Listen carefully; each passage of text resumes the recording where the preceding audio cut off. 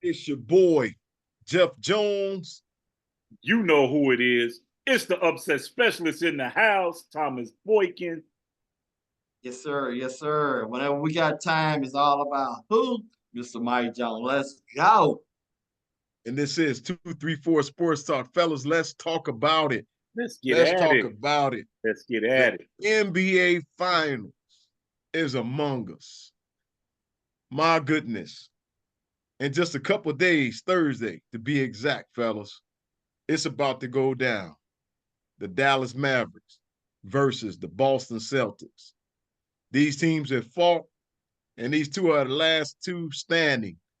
Dallas representing the West, and of course, Boston representing the East. Fellas, as we look at this matchup, what do you think is going to take place? And might I add, Boston is the favorite to win the first game by 6 points. What do you guys think about this? What's your take on it? Well, first, let me say kudos to both teams for making it this far because it's work to get to an NBA Finals. Nothing is guaranteed. Nothing is etched in stone. You got to put in the work to get to the finals. So both of them deserve definite kudos for getting to the finals. For me, I have Boston winning this series. But there's an asterisk behind this because, as we all know, the Celtics have a losing record at home, which who in NBA history has had a losing record in the playoffs at home? This is going to be the only asterisk that I got with the Boston Celtics. Because I'll tell you this, if the Boston Celtics lose 2 games in Boston, they will not win a game in this series. You heard it first here. If they get swept at home, if they don't win at home, they're going to get swept. Who's got to be key and who's got to show up in this series to show themselves to be a monster is Jason Tatum. He's got to show up. He's got to be consistent, and he's got to set a tone. If he doesn't do any of these things, it's going to be a problem because Luka's already coming in on fire. Kyrie's already coming in on fire. The role players are coming in on fire. Why? Because they're feeding off of Luka. Why? Because everybody collapses on Luka and they leave some wide open shots, and they're knocking down shots. You can't be mad at Dallas about that. It works wonders for Dallas because if you're going to leave them open, you're supposed to make them pay. That's what you pay pros to do, knock down open shots. If you can't do it consistently, it's a problem. You got to make adjustments. But I favor Boston in this series because of that fact alone. You have 5 guys on the Celtics that can score the ball. You can't cheat like you did against Minnesota and double Ant-Man or double Cat and play long zone. You can't do that with Boston because all 5 of them guys will make you pay because all 5 of them can score. So if you collapse on one, somebody's open, and all of them shoot the ball pretty well. So I did some research and dug in. They played 2 previous games this season. The first game they played, Boston won by 8. The next time they played, they won by 28. So there's a formula there that Boston has to be like, you know what? If we attack these guys the same way, we should get the same result. Should. But we got to come with the intensity that we're supposed to. Boston is known for going to sleep defensively at times. And like I said in previous shows, sometimes they like to play with their food. And if you play with this food here, you definitely gonna get cooked. Because Luka's gonna figure out a way to make you pay for it every single time. Every single time. So you got to come into this game prepared to play. Boston has to match Dallas's intensity They have to come out and be physical with Luka and the screen setters and everything else. You can't let Luka just run free. And the biggest thing that they have to do, they have to attack Luka on defense. Because up to now, nobody attacks Luka on defense. Luka is basically freelancing and doing whatever instead of somebody attacking him on defense. So those things are a must for Boston to win this series. I still think that Boston will win this series. What you got on it, MJ? All right, man. Good job, man. I like your analogy, Tom, man. But on the cool, I'm gonna be short and brief with this, man. I think that I think this is the importance of taking young guys and you bring them into an organization and you let them grow together. Granted, they lost a head coach about a year or two ago, whatever it was.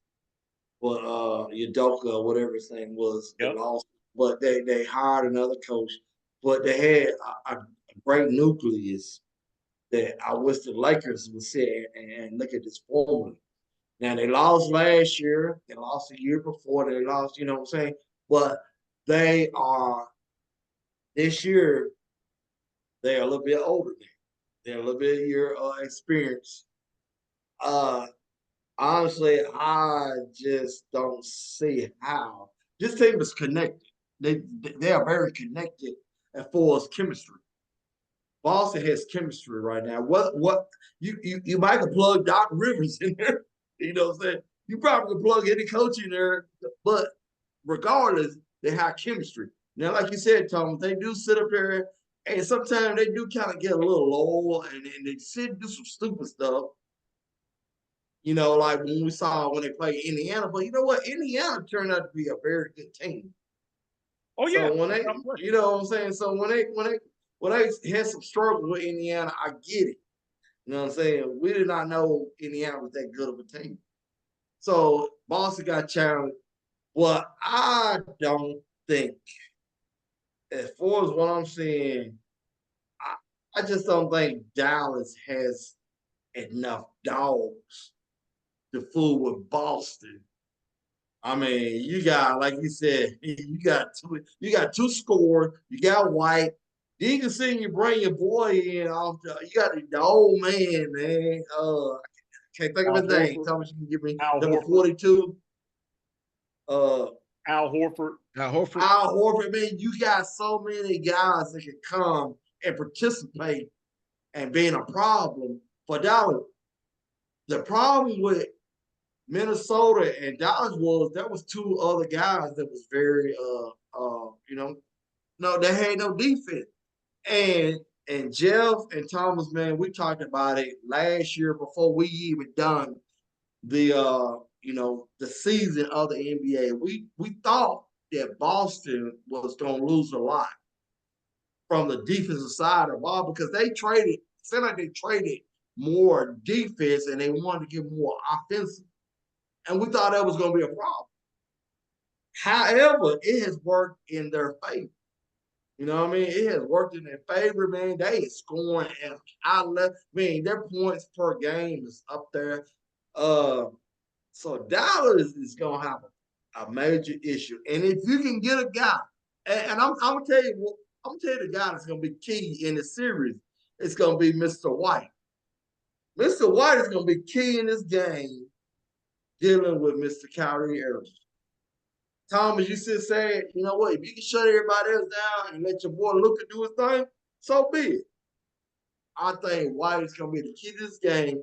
I think Boston sit and wins this series, and Boston become a long time waiting champions of the NBA Finals. I'm just saying. When we look at these matchups, all right, let's just look at this. All right, you talked about it, Mike, and we did talk about how we felt like Boston gave up a lot of defense when they gave up a lot of different defensive players, but they did get Drew Holiday. So when we look at these matchups, you think that Drew Holiday is going to be a problem, on the defensive end? Absolutely.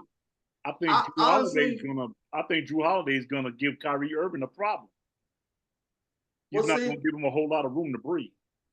well, see, look, listen, Tom.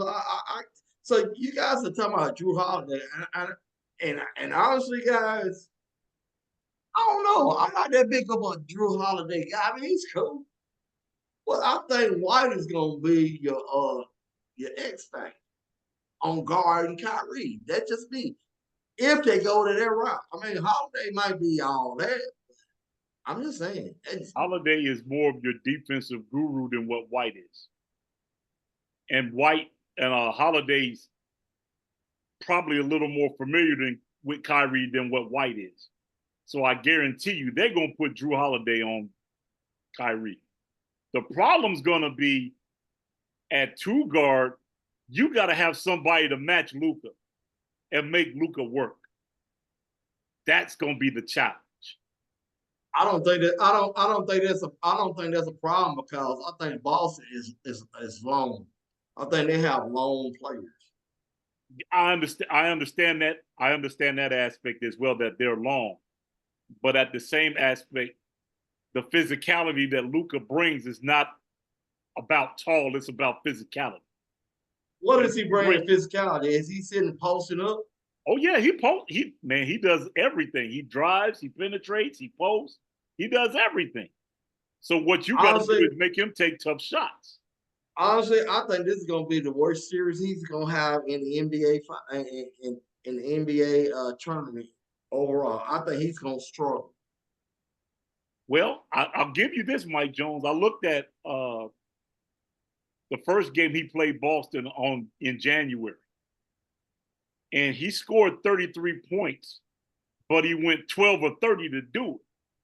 Wow. So to your point, he may struggle. He may get it, but he's going to have to take a lot of volume shots to get it, which in the detriment is going to cost your team in the long run when you take that much volume shots.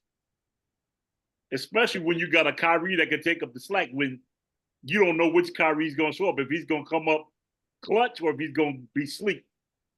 Because Kyrie, believe it or not, go back to when he was with the Brooklyn Nets, he had one game where he played on fire. The rest of the time he was sleepwalking. Absolutely.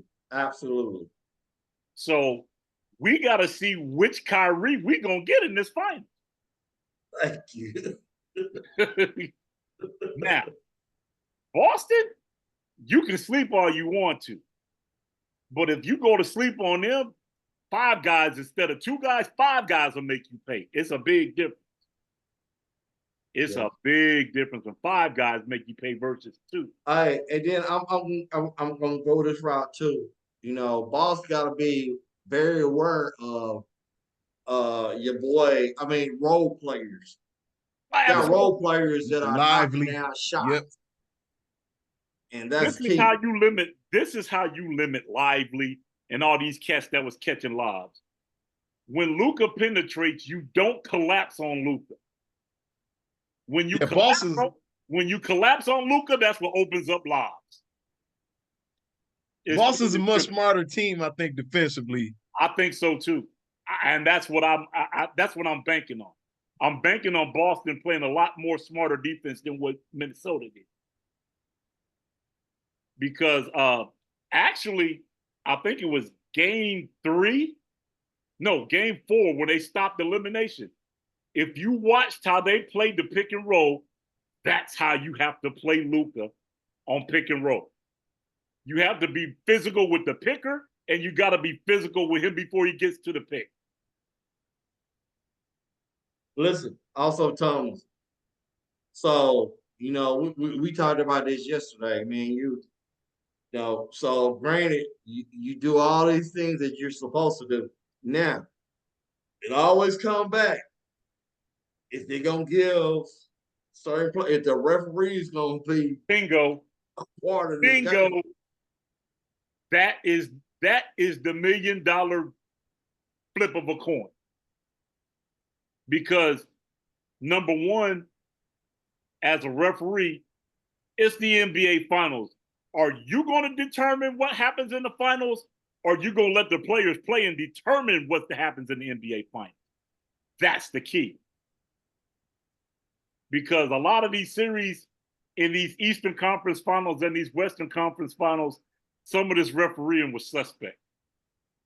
Yep. Some of it was very, very suspect.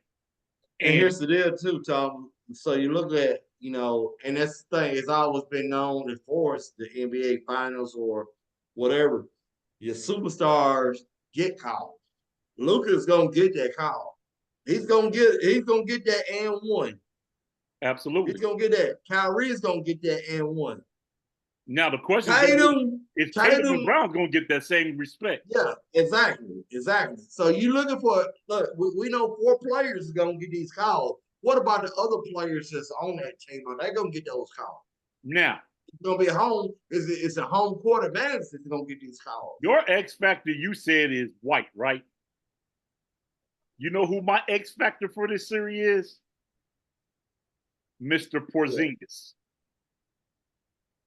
Mr. Porzingis is going to be the X factor in this series. Mark my words. Maybe. You heard it first here. I heard it. With his length and with his shooting skill, somebody's gotta bail out and play outside to guard him.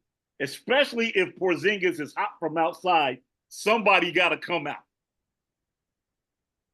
And then guess what? I don't think Dallas got their big men.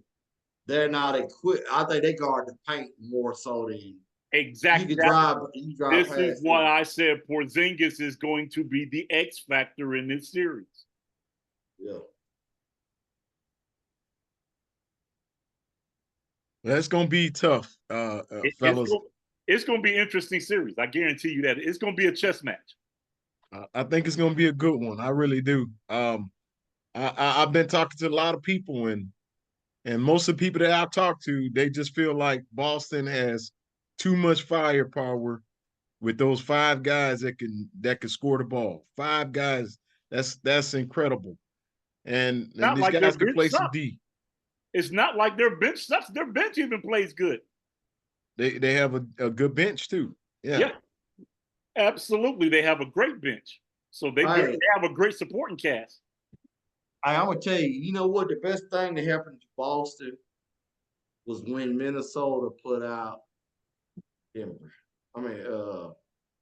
Put out Joker. That was the best thing that could happen to Boston. Well, I'm gonna tell you like this. If I'm the Lakers, I intentionally lose that series to I intentionally lose that play-in game to the Pelicans to dodge Denver. Because if they dodge Denver, they had a better shot at beat Minnesota than they did Denver. Yeah, you're right. Oops. Exactly. We all know Denver's track record with LA. Denver owns LA. Even with LeBron there, they own LA. So I'd have lost that game intentionally, played the second one, and look to play Minnesota. Hey, but look, on the cool, I think the Western Conference overall was glad that them, look at them lost, man. I think overall, because I don't know how they lost. I just don't, but they lost. Oh, you get Minnesota, Denver? Then you get Minnesota, then you get Dallas out of it. Look, and then I don't know. Let me ask you about your boy Hardaway. Is he still part of this team? Dallas. Tim Hardaway. I think Hardaway's with New York. He's not with those guys anymore. Yeah, Hardaway's with New York. Yeah, it sure is, my man. He's with New York. They can use him right now. They can really use him right now. And he's playing very well as a Knick, might I add. He's playing very well as a Knick. Yeah. That's another fellas on the rise. Let me ask you this. Before we change to our next subject. How many games do you think Boston gonna win this series in? 6. I predict this series to go 6 games. I'm going to go. Boston gonna run this in 4 sweep. Woo! Whoa, he said us. Like Jones said, they got the broom ready in Boston. Party gonna start. He said the party. He said the party gonna start in Dallas. That's what he said. The party gonna start in Dallas. And on the plane, and all the way back to Boston. Man, well, hey, Jim, what you got? What you got on the tarmac? What? I think it's gonna be 6. I think it's gonna be 6. I think. Listen, I think that Dallas is a good team, man. You know, you got that 1-2 punch with Kyrie and Luka, but man, you got some guys, man. You know, PJ Washington. That guy can shoot the ball, man. They got a decent team, lively. Them guys, man, they can play, man. I think that somewhere in there, they gonna get a couple games. I just feel like they're gonna. That's my thinking as well, Jay. Yeah, they're not gonna lay down. No, they're not gonna be that. These guys is competitors, man. They're not laying down. No, and Boston, as we know, and we talked about it, Boston can go to sleep during the series. Absolutely. So I think they get 2. And if they go to sleep with Dallas, they're gonna get put to sleep. I'm telling you. Hey, how about this? What if we are all wrong in Dallas? We could be. It ain't the first time we've been wrong. We could be. It ain't the first time we've been wrong up in here, for real. Hey, and listen, and on the cool, this is why we need people to sit up here and watch our show. Input, give your opinion. Who you think is gonna win this championship, man? Exactly. We want to hear from you too. Absolutely. We don't get paid Stephen A. money. No. we just talk about it.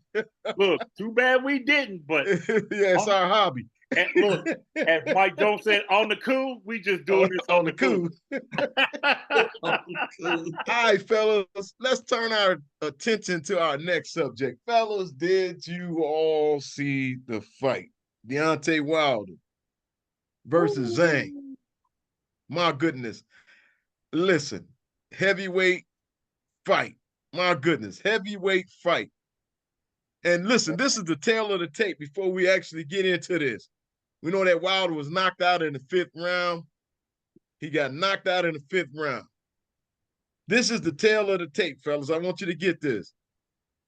The age, Wilder, 38. Zhang, 41. Wow. Height, both 6'6". Giants, 2 giants. Both of them 6'6". But check this out right here. Zhang weighed 282.8 to Wilder's 214.6. Yeah, he was a And then Wilder had the reach advantage with 83-inch reach advantage, while Zhang had an 80-inch reach advantage. Fellas, when we look at this fight, once again, Deontay Wilder getting knocked out in the 5th round by Zhang. Do you all feel like this is it for Deontay Wilder? Is it over? Should he hang up his gloves and never box again? Wilder right now, to me, is done. In my book, he's done. He has accomplished everything that he needed to accomplish as a heavyweight. He was a heavyweight champ. He held the belts for a little bit until he lost to Fury. And I don't think he's won a fight since he's lost to Fury. I don't think he's won a fight. Actually, he beat I can't think of his name. Start with an H. Hinko. I know I'm badgering his name, but he won. He won a fight. So he's only won 1 fight in the last 5 or 6. So yeah, I think he depends too much on his right hand versus boxing skills. Left, right combination, setup jabs, punching and counter punching. I think as a whole, I think his career is about finished. I think this was the handwriting on the wall. I mean, if you think about it, you going in with a reach advantage, but you coming in as a dwarf because you're getting that way. Because if he catch you one time, you're going to feel it. You going to feel it as a heavyweight at 280 pounds. You gonna feel that. If he catches you, you gonna feel that. All day, every day. And apparently this guy has some boxing skills. So, again, Wilder fights a guy that has superior boxing skills to his one-shot technique. One-shot technique is done. Even Mike Tyson had more than one-shot technique. Even Mike beat you with combinations, uppercuts, right hooks, left hooks, body shots. Come on, man. Learn your craft, meticulate and skill out your craft. If you ain't gonna do that, you're wasting your trainer's time and you're wasting your time. Maximize what you have. It's late in the day to maximize it now. You're 38. So to me, it's time. He's got to let it go. This was the writing on the wall. What you got on him, Jay? Yeah, guys, I'm gonna say this, man. Mr. Wilder, man. You know, I don't know any boxer that don't talk trash. He's one to talk trash. When you sit up there and you don't give homage to your elders in boxing, he felt like he was, and I get it, you gotta have confidence in the sport. When you sit up there, when you dogged out Mike Tyson, when you sit up there and you dogged out some Muhammad Ali. I mean, when you dog out boxers, that stuff come back and it haunts you. The thing about Wilder was, I think he lost his soul when he fought Fury. Something happened thereafter because I don't think that, the thing about it is if you lose a match, you lose a match. But he lost his match. And I thought he done pretty good in the two boxing matches that he fought against. I mean, sometimes you just get beat by the better opponent. But it's what you do after. I don't know if he really got himself mentally right after that. I think that right there, I think he lost when he lost that last match against Fury. I think that was him done. You know what I'm saying? You can lose matches ahead of the game doing a match that you lost. And I think when he lost that match against Fury, the last one, I think that right there, he lost the next match. I don't know if he really trained as well. He looked a little light in the booty. I mean, I don't know. He just looked, I don't know. He just don't seem like he is a professional boxer. I don't get it. I don't know. You know what I'm saying? So I think, and then you tell my, you guys say 38 years old. He's 38 years old. 38 years old. old. Zhang that beat him is 41 years old. The guy that beat him is 41. So come on, man. I mean, but still, that ain't much of a difference. You know what I'm saying? The killer Mike Jones in this fight. Well, there's a few things, but one of the things that stood out is Zhang weighed 68.2 pounds more than Wilder. Which means he could push Wilder around at any time. If he gets into an entanglement, he could push Wilder around anywhere he wanted to go. Same thing Fury did to him. Pushed him around anywhere he wanted to go. If I want you in the corner, I'm going to push you in the corner, then I'm going to throw my shot. Well, that's why I said Wilder looked light in the booty. He looked very light. Here's the thing, MJ. He can be light, but if you have boxing skill, it won't matter. Absolutely. I agree with what you're saying. But you gotta have boxing. You can't have a one-hit wonder. You can't just be loading up on the right. You can't win a fight on one shot. I mean, you can, but what are you giving up to do that? Fellas, look at if you see, look at he started loading up. He started loading. I mean, the fight was really boring. It was a boring fight. There's a lot of just trying to find range and tapping gloves. Exactly. Trying to figure each other out. Both respecting each other's power. and he let go of his right hand, and he was actually catching Zhang with some pretty good shots. But Zhang, to me, was eating them shots. He was eating them. And then he tried to let loose that right hand, and Zhang timed him and caught that cat with a right hook. And once he stunned him and turned him around, he came across the ring and finished him with a right hand. Lights out. Listen, Jeff. Listen what you just said. You saying he was eating those shots. He was eating them. That's where I'm sitting, man. I don't know, man. So if he knew this guy was a little bit heavier than him or whatnot, man, I'm gonna tell you, it's kind of like I get what you're talking about. He just throwing little jabs and stuff. What is that doing? It wasn't doing nothing. Nothing. Didn't phase him. Nothing. You know what I mean? He wasn't even using. Look, he wasn't even working behind the jab. That's the sad thing. Is I'm yelling at the TV, throw your jab, throw your jab, throw your jab. You have a 3-inch reach advantage. Anytime he step in, you're supposed to let that left hand fly. Back up. Every time, back up. I'm gonna step in, back up. But we're talking about somebody that only loads up one shot. He doesn't have the skill set to line up and be like, okay, set him up. Okay, you want to come in, jab, he's come in again, throw the right uppercut. Come on, man. I honestly, I don't think Wilder comes back from this. I don't think he comes back from this. I think he's done. I agree.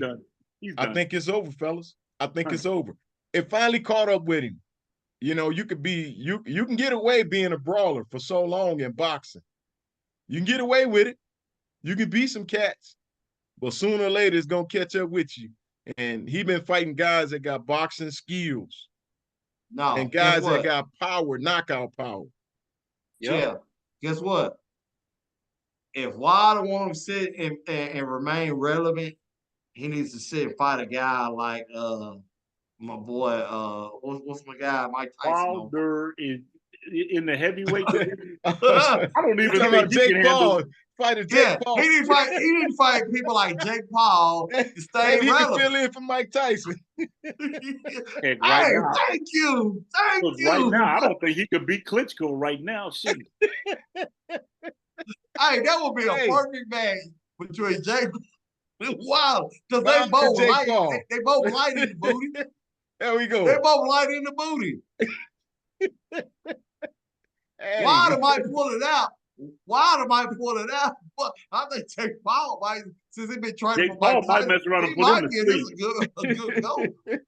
Paul might mess around and put him to sleep. If it's a late round pitch for people to watch on in July. At this point in the game, I'm inclined to think Paul might put him to sleep. Me too, Thomas. Me too. Hey, let's give this man a little bit of credit, man. I look. I think that Jake Paul would show up a little bit, but in the end, I think he'll get slept on. Yeah, you boy gonna win the match. He gonna be drooling on the pillow in the end. All is going see, but the thing is, here's the thing. As we all well see, the dude has no defense and he has no chin. So all Paul's got to do is pick his spot. Exactly, Thomas. Fellas. All they got to take is one shot. Dude, come on. Thomas is on to something, man. Come on, man. Let me tell you something. I'm going to tell you something. I wouldn't mind seeing that fight. I wouldn't mind seeing it. Paul would give him a run for his money. I guarantee you. And then listen, Jeff. And then how do you sit if you is Wilder? You trying to look, dude? Because if you don't fight anytime soon, boy, we're gonna remember you for this fight. But look, you can still get back into the ring and fight this dude. This is a turnaround, a quick turnaround. I think you can do it. A quick turnaround. Hey, Mike said a quick turnaround. He said a quick turnaround. The 360. But look,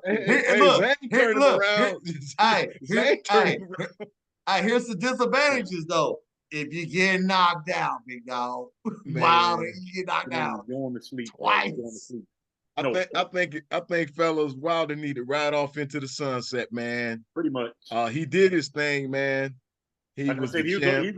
like I said, he's a former champ, so he accomplished getting to the top of the hill. So Yeah. you got to give him that. He made it to the top of the hill. He wasn't like I never made it to get a championship. He got a championship. So Man, hey, he's the most trash heavyweight boxer I know. Wow.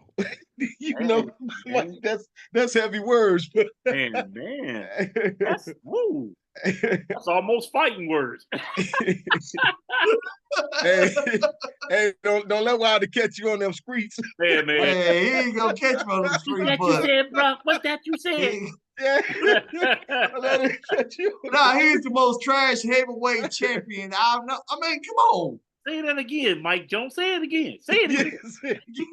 He's the most trash heavyweight boxer I know. You give Mike Tracy. It's ludicrous. You're ludicrous. Man, how you after fight? Now, bro, it's your own drugs. I mean, I'm not getting it. I'm not figuring this thing out. And then who is your boxer? Who's training you? And you got one. Look, you just coming in. This is me. This how I'm gonna fight a match. I got my right hand. My right hand is God sent. Hey, But on what the about cool, your chin? on the cool, I put Jeff Jones against Wilder. Jeff, why you always got to be the measuring stick? Yeah. Hey, Mike, man, you got some insurance money on me. Nah, at least listen, Joe. At least you know how to say change up your posture and your you know, you can hit it left, you hit it right. You ain't just loading up on one deal. You know what I'm saying? You got to. Mike, I like my life. Like my life. Look, All Jeff. All right, fellas, man, we wish the best, man. I hope he hangs up the gloves and retires. Man, Wilder, you did your thing, man. Hey, Jeff, just say like can't this. nobody Just say take no. that away. Just say no. Just say no. No. He did that thing, man. For real. Yeah, he did it. His thing. He you know, you got some great highlights to look back at, man. He got some great knockouts. He got some great knockouts. Hey, guys, I disagree with that too. I don't think at 38 you see hang him up. I mean, you look at Mike Tyson getting ready to fight in 57. Yeah, but George Foreman done it at 45. I still think Wilder can win some fights. I agree with you, Mike. I think he can win some fights, but you got to remember when Roy Jones started getting knocked out. When Roy Jones, especially when he lost to Joe Calzaghe, when Joe Calzaghe humiliated Roy, and then Roy started getting knocked out by, man, it seemed like Roy was getting knocked out every other week. No, I'm not trying to disrespect Roy, because Roy's my guy. Roy's one of my favorite boxers, man. That's our cousin. Roy's in my top 5, my all-time top 5 favorite boxers. But check this out. Roy started getting knocked out a lot. Roy didn't have it no more. And then, you know, I'm looking at Roy and I'm like, man, Roy, hang it up, man. Stop, man. I mean, Tarver started doing him bad, you know, and then it just went downhill from there, man. And to make it so bad, he used to beat the brakes off of Tarver. he used to beat guys, but Tarver, listen, you got to understand something, man. When a guy start getting knocked out on a regular, man, it changed the game. It changed the game. Another thing that it do, it take their confidence away. Because they thinking when they in that ring, man, is it going to happen to me again? So you can't really focus the way you really want to focus, because you're thinking, man, I might get knocked out again. Then you're thinking about the last time you got knocked out and how embarrassing you look. So it's time to give it up. I'm going to tell you something about this older cat, Sugar Ray. So who was Sugar Ray's opponent? Was it Duran that kind of started getting in his head a little bit? Oh, well, yeah. Well, he the first fight. The guy that really gave him the headaches was Hearns. No, I'm talking about like what Jeff talking about, like at his end of his career. Yeah, Tommy Hearns, because they had 4 fights. Man, but these are like, Hearns is not like no little no name boxer. Like what Jeff was talking about, like when you start losing matches against some people that don't really got no major name. I thought Duran was that dude that was it. Well, Duran, the first fight, remember they fought twice. The first fight is when he said that he would go flat-footed and fight Roberto Duran. And as you know, Sugar Ray is not a flat-footed fighter. So Duran was able to beat him in that first fight. But then the second fight, Sugar Ray did his thing and he humiliated. Well, you know, he was getting the best of Duran. That's when Duran said, no mas. Because he, you know, when you look at a fighter like Duran want to go toe-to-toe with you. He don't want you doing all that jumping around and being pretty. And he just didn't want to fight no more. He was getting beat anyways, but he just didn't want to fight. Yeah, Sugar Ray had his number the second fight. Yeah, but Hearns was a problem child for Sugar Ray. Yeah. Oh yeah. We definitely Hagler know too. Hagler too, fellas. Hagler. Yeah. That you know, you could look at a couple of those fights too, and you might people might think that Hagler won. Pound for pound, I think Sugar Ray would dog walk Miss Floyd. That's a horse of another color for another day. Yeah, I think so too. All right, fellas, we wish the best for Deontay Wilder once again. I hope you hang him up, man. He spent time with his family, you know. And then, man, you got to think, man, boxing take a lot out of you, man. I got a cousin, man, who boxed Golden Gloves, man, and man, he punch drunk. Yeah, so it take a lot out of you. Fellas, let's turn our attention to our last subject. Well, Miss Caitlin Clark has been having a tough time in the WNBA with a lot of physical, and I do mean physical attention. Players have been banging her up, you know, fouling her rough. Fellas, as we look at Miss Caitlin Clark, do you think she's being targeted? Because some think that she's being targeted. Do you think she's being targeted by other WNBA players? She is. Why? Everybody in America knows Caitlin Clark is a generational talent. And when you're a generational talent, there are those of us that weren't blessed with being a generational talent to be like, you know what? You're not doing that here. I'm going to put you on the floor every chance I get. Well, here's the problem with that. Yeah, you look to send a message to Caitlin Clark. Yeah, I'm going to foul her and I'm going to put her on her back and put her on her side and make her feel it. All this information is sinking in. When I play this team, they like to do this. When I play this team, they like to do that. All that's going to become a double-edged sword. So now, once she gets all this information sorted and figured out, hey, they like to play this way. So when they look to step out this way, I'm going to step this way. And I'm going to score, and I'm going to make you pay for it every time. She is going, in this season right here, this season for Caitlin Clark right now is a learning curve. She is learning the speed of the WNBA, how they play, what their nuances are, what you can and can't do, what places I can play my strengths, what places I can play my weaknesses, what do I need to work on in the offseason and during the season. So all this information is getting cycled through. Once she gets all this information cycled through, she's going to be one of the most lethal players in the WNBA ever. Watch what I tell you. When you're a talent, just like Michael Jordan had to absorb a whole lot of punishment, and he was a generational talent. What happened when he put it all together, put the learning curve together and see, this team plays this way, this team plays that way. I got to bring a different intensity when I play these teams. So now once she gets this in her head, I got to play with this level of intensity when I play these teams because they're looking to send a message. I'm going to look to send a message right back. So this is what's going on. This right now is a game of chess for Caitlin Clark. This is a game of chess, learning who's doing what and why, and making adjustments off of. What you got on in MJ? Well, absolutely, Thomas. I agree with you. I don't think it's just only Caitlin Clark. I think the rookies that has stepped into this league, the WNBA this year. But granted, Caitlin Clark is a target. She is a target. when you making a lot more money, you ain't played a game, you get endorsements and stuff like that. Guess what? You got players that plays in that league. Dana Taurasi, people that sitting paid away that can way outball Caitlin Clark. And we know this.